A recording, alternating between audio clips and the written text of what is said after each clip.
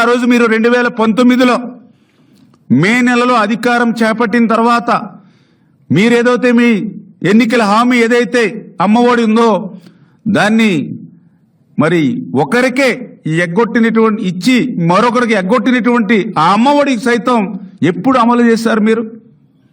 2020లో. 2019లో అధికారంలోకి వచ్చి ఆ మోసం దగా చేసి ఒక్కరికి ఇస్తానన్న అమ్మఒడి కూడా 2020 వరకు కూడా మీరు ఆ పథకాన్ని అమలు చేయనటువంటి మీరు 30 రోజులు కూడా మేము అధికారం రాకకుండానే మరి మమ్మల్ని ప్రశ్నించేటువంటి అధికారం మీకు ఎక్కడుందని చెప్పి వైసీపీ నాయకుల్ని ప్రశ్నిస్తూ ఉన్నా. ఏదైతే ఆ రోజు అమ్మఒడి మోసం దగాతో 15,000 రూపాయలు అన్నారు, తర్వాత దాన్ని 14,000 రూపాయలు అన్నారు, తర్వాత మళ్ళీ మీరు 13,000 రూపాయలు ఇచ్చారు. ఆఖరికి మొన్న ఎన్నికల ముందు చూస్తే చాలా మంది తల్లుల అకౌంట్లకి ఆ 15,000 లేదు, 14,000 లేదు, 13,000 లేదు, కొంతమందికి అయితే 9,000, 7,000, అది కూడా 2-3 విడతలుగా అందినటువంటి పరిస్థితి దుస్థితి మొన్న ఎన్నికల ముందు కూడా ఆ తల్లులందరూ కూడా మాతో చెప్పినటువంటి పరిస్థితి.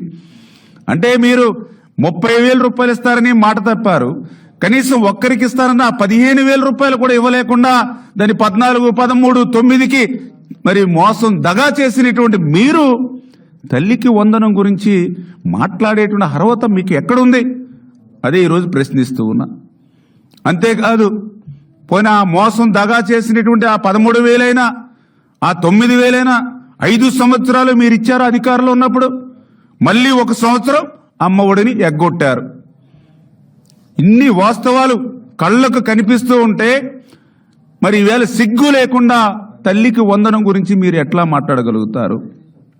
అందుకే నేను మళ్ళీ చెప్తూ ఉన్నాం, మీ మాదిరిగా ఇట్లాంటి ఎగ్గొట్టడాలు లేకుండా, మీ మాదిరిగా ఎటువంటి కోతలు లేకుండా అక్షరాల ఏదైతే మాట ఇచ్చామో ఆ మాట ప్రకారం ప్రతి విద్యార్థికి కూడా 15,000 రూపాయలు, ఎంతమంది పిల్లలుంటే అంతమందికి కూడా ఆ 15,000 రూపాయలు ఇచ్చేటువంటి విధంగా తొందరలోనే విధి విధానాలన్నీ కూడా చర్చించి ఆ యొక్క తల్లికి వందనం ఆంధ్రప్రదేశ్ రాష్ట్రంలో ఒక పండుగ మాదిరిగా ప్రారంభిస్తామని చెప్పి మీ ద్వారా అందరికీ కూడా తెలియజేసుకుంటూ ఉన్నా.